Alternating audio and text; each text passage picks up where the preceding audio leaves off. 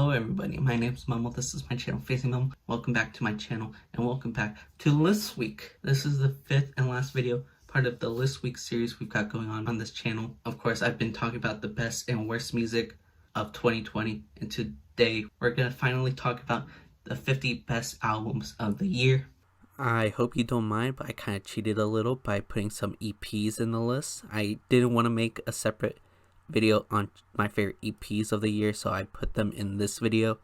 If you prefer me to make a different video for EPs, I'll do that next year. But this year, there's some EPs in my top 50 albums list. Yeah. Again, this is just my opinion. If you don't like it, too bad. Make your own list. But yeah, I'm excited for this. I've been editing this list for a while now. I made several last minute edits. I think I should just get it done. Just get it over with. But yeah, before I continue, I just want to let you guys know that this list has already been out. I've made an article on Indie Punk, the blog that I write for, with my top 50 albums on there. And if you follow my Twitter or follow Indie Punk, you would have been able to see my list early. If you want little surprises like that sometimes, follow me on Twitter or follow Indie Punk. Also, I have a playlist that has my top 50 songs of the year. I mentioned it in the top 50 songs of the year video, but I'll mention it here in case you're curious. I'll have it down in the description. But yeah, I think we're ready.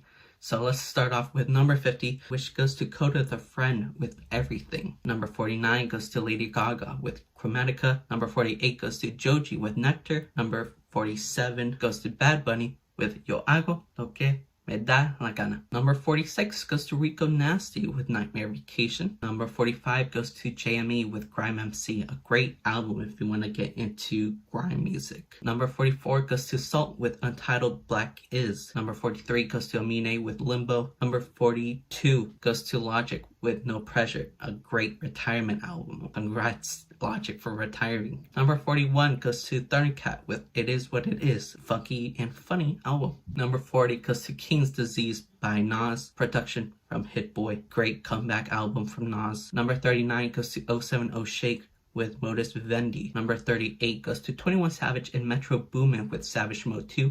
One of my favorite trap albums of the year. Number 37 goes to Yves Tumor with Heaven to a Tortured Mind. Number 36 goes to Childish Gambino with 3:15:20, a very underrated album in my opinion. I get why a lot of people didn't like it, but this album grew on me so much over the year. Number 35 goes to Only for Dolphins by Action Bronson. Number 34 goes to Deontay Hitchcock with Better. Number 33 goes to Tame Impala with The Slow Rush. Number 32 goes to Gene Dawson with Pixel Bath. Number 31 goes to Dua Lipa with Future Nostalgia. Number 30 goes to Blue in Exile with Miles. Number 29 goes to Fiona Apple with Fetch the Bolt Cutters. I know a lot of people has this album as album of the year, and although I really liked it, I love the songwriting and the instrumentals are beautiful. Plus, I love Fiona's expressive singing. I don't understand why people has this album as their number one pick. I thought it was overrated at first, but it did grow on me a lot. Great album. Number 28 goes to Rap Ferreira with Purple Moonlight Pages, a very poetic jazz rap album. Number 27 goes to Quali Chris and Chris Keys with Innocent Country 2, an amazing sequel. Chris Keys kills it on production, and Quali Chris once again proves why he's one of the best underground rappers right now. Number 36 goes to Kid Cudi with Man on the Moon 3, The Chosen. Great way to end off his trilogy. I love the space-like production. It's awesome. We've made it to the halfway point. And at number 25 is Benny the Butcher with Burden of Proof with production help from Hit Boy. Benny does amazing. He has a lot of great one-liners, great bars, but Hit Boy made me really like this album. He's probably my producer of the year for what he's done all year with Nas, Benny, Freddie Gibbs, Conway, Big Sean. He did a lot this year and his work has been impressive. Number 24 goes to Oliver Tree with Ugly is Beautiful. This is a fun album. I really enjoyed it, and it does have very relatable moments as well. Oliver impresses me a lot with his singing ability and his ability to make catchy hooks. It's a fun one. Number 23 goes to Kali Uchis with Sin Miedo del Amor y Otros Demonios, a very sensual one that gets you a little hot. Kali Uchis kills it, and this is her first Spanish album, and I think she does a wonderful job. I don't know if this is better than Isolation, because that album is also amazing, but it's a good album. Number 22 goes to Black Thought with Streams of Thought, Volume 3, Cain and Abel. Black Thought didn't need to do this, but he once again proves why he's one of the best lyricists ever in rap, and he does this over some grand production. Number 21 goes to JPEG Mafia with his EP called EP, very JPEG Mafia like title. And yeah, this EP just consists of all the singles he's made throughout 2020, and he just put it together in this batch of songs, called it an EP. And even though it seems so thrown together, it's some of the best music of the year, which is impressive. He's just having fun, and it's better than what most people can do. Number 20 goes to the Koreatown Oddity with Lil Dominique's Nosebleed. This jazz rap album is amazing. It's about how these two car crashes that Koreatown was in as a kid affected his life and the trauma it caused. Great storytelling. And I love how, even though these unfortunate events happened to him, it made him realize how great life is. I think that's a beautiful message. Number 19 goes to Conway the Machine with From King to a God. I've never been a huge fan of Griselda, but once Conway dropped this album, dude, he absolutely kills it. What made me not a big fan of Griselda is their boring, formulaic albums, but he does things different. Like Benny's album, he got more help on the production side, but what he does that most members of Griselda don't do as well is that his lyricism is not only on point, but he's also very vulnerable. Yes, there's gangster talk that his fans love, but I love the vulnerable moments he has on this album with him talking about the people he's lost. It's eye-opening, and I didn't expect this from a Griselda album, so I'm very impressed with this, and it made me more of a fan of Griselda, and of course Conway. Number 18 goes to Denzel Curry and Kenny Beats with Unlocked. This is a fun, banger-filled short album with killer production from Kenny Beats, and of course Denzel kills it every time on the mic. These two can't disappoint. Especially Denzel, he's been killing it for the past like 5 years now. Number 17 is an EP that I really shouldn't have put on this list because of how short it is. It's only 4 tracks, but it's 4 of my favorite tracks of the year, I guess. And that is James Blake's Before. I love the glitchy art pop direction he's going with, and I'm sure if he made an album with this style, it's gonna be a classic because these 4 tracks are so good. I wanted to give it a shout out, and I wanted to put it on the list because of the quality of each song. Number 16 goes to Slauson Malone with this EP that I can't say because it's in German. I'll just call it Creator Speak for now, but yeah, this EP is like the little brother to his amazing album from last year, A Quiet Farewell. That album ended up being in my like top 3 albums of last year. I love that depressing album so much, and this EP is amazing as well, and depressing. Very sad production, and I like how Slauson Malone is experimenting even more with his sound, and he does some more singing. He raps a bit more. I just like seeing him experiment on this EP. It's very cool. Number 15 goes to one of the best mainstream albums of the year, which is After Hours by The Weeknd. I love the synth pop direction he went with. He made a lot of great tracks this year, like Blinding Lights, After Hours, In Your Eyes. Amazing album. Should have been nominated for a Grammy, but you can't count on the Grammys for anything good. Number 14 goes to Charlie XCX with How I'm Feeling Now. This is probably the first quarantine album. This is about her experience during quarantine, her missing parties, her missing seeing her friends and stuff. And I love the production on this. Dylan Brady helped a lot, and you can tell. Very experimental for a pop album. It's killer. It's fantastic. I don't know if it's better than Charlie, but this album is amazing. Number 13 goes to I Disagree with Poppy. Ever since Poppy dropped that EP and her song Scary Mask, I knew she had something amazing up her sleeve, and she did.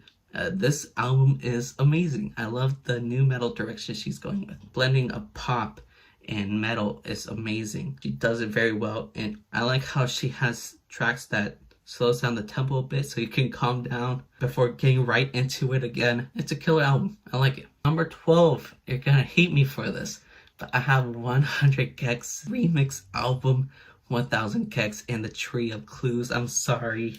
This album is just so addicting to me, and I'll tell you why. First of all, the features on this thing, like, come on. They got Injury Reserve, they've got Fall Out Boy, they've got Cara Cara Bonito, Charlie XCX, Rico Nasty, a lot of great features. And look, I love experimental music. I love experimental hip-hop, and I also love pop music. What 100 gecs does is blend those two very well, so that's why I'm a big fan of their music. Plus, some of their remixes is better than the original material, so yeah, I ended up loving this a lot more than I should have. Number 11 goes to Clipping with Visions of Bodies Being Burned.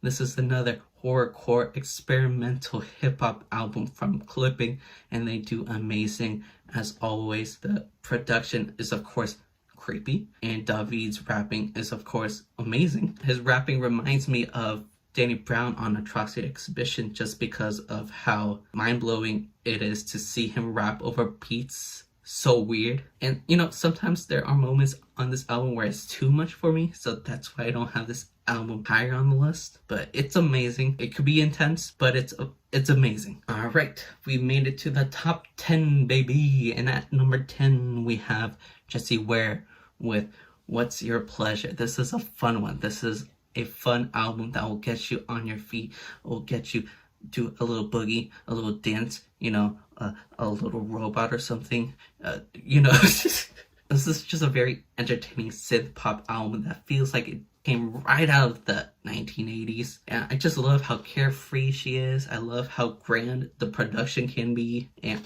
I also do like the minimal moments as well. If you haven't listened to it, do yourself a favor and have yourself a little dance party and check this thing out. At number 9 we have an EP. This is my EP of the year, which goes to TK Maidza with Last Year Was Weird Volume 2. Yeah, ever since I heard this EP, I knew this was gonna be one of the best projects of the year. Her diverse track list is amazing. She could be shouting her brains out with JPEG Mafia on one song, and then singing her little heart off in the next. This EP has like everything. It has like an R&B cut, a summery pop cut, experimental hip hop in there, a dance cut. This EP is diverse, no bad tracks. They're all very fun to listen to, and I only expect big things from TK Maidza. Whatever she's working on now, I'm sure is gonna be absolutely amazing. Next album on the list, I've got Freddie Gibbs and The Alchemist with Alfredo. This is one of the best rap albums of the year. Freddie experiments a lot with his flows. He does a bunch of different crazy flows that are some of his best in his career, and he does this over these classy beats that The Alchemist provides. But yeah, this album basically sounds like a celebration of what Freddie's been able to do in the underground, and luckily he is getting the praise he deserves because this album is Grammy nominated, which I'm very happy for him. It's really cool to see a guy like Freddie Gibbs and The Alchemist get Grammy nominated. Number 7, we have Sawayama by Rina Sawayama, probably my favorite pop album of the year. This pop album sounds like something from the 2000s, but with a twist. The twist could be Rina bringing in her Japanese heritage in the lyrics, or it could be her producers bringing in different genres in the mix. There are tracks where it blends rock and metal. I love how charismatic she is and very expressive. Her singing is amazing as well. This album has a lot of personality, and I'm very impressed that this is just her debut album. I expect a lot of great things from Rina Sawayama. Number 6 is one of the few rock albums I've listened to. It is my favorite rock album of the year. This is The Strokes with The New Abnormal. I love how each song sounds like a long, weird, beautiful journey with a bunch of twists and turns, and Julian Casablanca singing is very passionate as well. They did a lot of experimenting with help from Rick Rubin. Yeah, this is a surprise. I don't listen to as much rock as I should, but this album makes me want to listen to more rock. So yeah, great album. Alright, we made it to the top 5. At number 5 is an album that I didn't see in a lot of end of the year lists, but I think it's fantastic. It's Aesop Rock's Spirit World Field Guide. This album is so cool. It has a lot of dense lyricism from Aesop. He's known for his great lyricism. It's stuff that'll make his high school English teacher proud. Like, it's crazy. Plus, the instrumentals are insane. It's out of this world. They could sound very video game-like or futuristic. And I love the bass. Like, every time they bring in a bass, it sounds so good. Fantastic album from Aesop Rock. I think this is a very underrated album. Number 4, we have Boldy James and Sterling Tolls with Manger on McNichols. Even though this is not my album of the year, if there was one album I want you to check out, it's this one. I don't want to spoil anything, but there are some heart-wrenching storytelling going on in this album. Plus, it has these jazzy instrumentals that pair so well with the mood of this album. It's almost like Sterling and Boldy are trying to fight out who can make the biggest emotional impact. It's amazing. It's one of my favorite jazz rap albums, period. Like, I think it's probably the best since To Pimp a Butterfly, maybe. This one's amazing. The only thing that disappoints me is that Boldy decided to drop several albums this year, which I feel like diminishes the attention that this album deserves. But please, listen to this. Boldy sounds very lively, which is different for him. Again, check this album out. Alright, time for the top 3. At number 3, we have a fun one, Gorillaz, with Song Machine Season 1, Strange Times. I might be biased because I am a giant Gorillaz fan, but this is my number 3 pick. By far, one of the most entertaining albums of the year. An album that I feel like is very needed. You know, this year has been rough, and although there's been great music, a lot of the great music is also pretty sad. We needed an album that's just filled with fun, and this is what Gorillaz provides. Every track has an amazing feature, and they really did a great job preventing the mistakes they had on Humans and turning this album into one of their best albums in a very long time. Alright, we talked about some fun music. Now let's go back to the depressing music. With number 2, it goes to Mac Miller with Circles. Every time I talk about this album or his music from this album, I feel like I have to say this every time, but it sounds like he made this in heaven. Every instrumental is so angelic, and the lyricism is scary because it sounds like he knew he was gonna die. But although this album, it can be very, very depressing, very sad, there are some tracks that will put a smile on your face. They're a lot more upbeat. Again, he obviously didn't make it in heaven, but I feel like if he did do it in heaven, this is his way of saying that although he knows everybody's sad, he wants his life to be celebrated. He doesn't want people to be sad. He wants people to be happy with what he was able to accomplish. An amazing record. Absolutely fantastic from beginning to end. This album is one of the few albums this year that got me teary-eyed. So yeah, that's my number 2 pick. Alright, we finally made it to the number 1 spot. So what could possibly be Memel's number 1 album of the year? I mean, it was no secret. It was gonna be Run the Jewels. Are you guys surprised at all? It's Run the Jewels with Run the Jewels 4. RTJ4. Yeah, clearly this was gonna be my album of the year.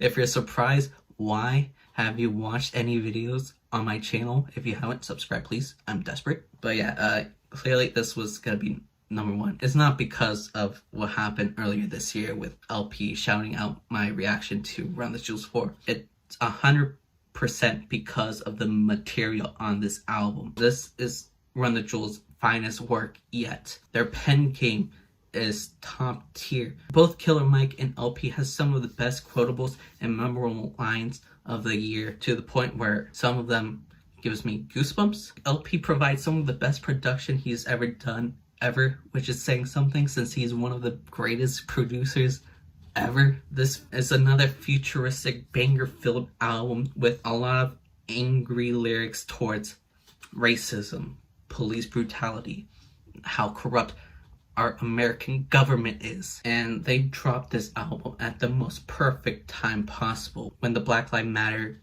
protests were going on, and after several African Americans were murdered by police, this album came in and just said everything we are feeling at the moment. And the scary thing is, they did not write this album in 2020. They've been working on this album for a while now about what happened in the past, but because of how frequent police are shooting innocent civilians, it relates to what's going on now, which is not right. So because of how impressive the music is on this album, and because of how well it relates to what's been going on in 2020, I feel like this album deserves my #1 spot because of its ability to represent 2020 very well. Even though it did not discuss anything about what's going on currently, I think it's the best representation of 2020 and by far the best music of 2020. So Run the Jewels 4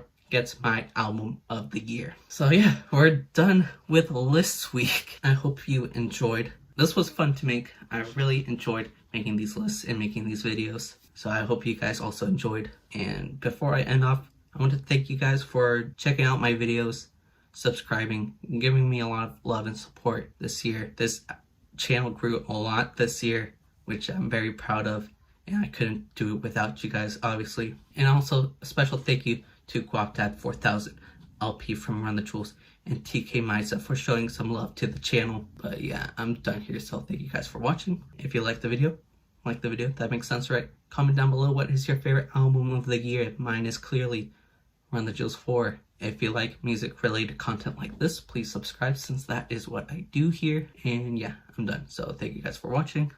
I love you guys. Goodbye.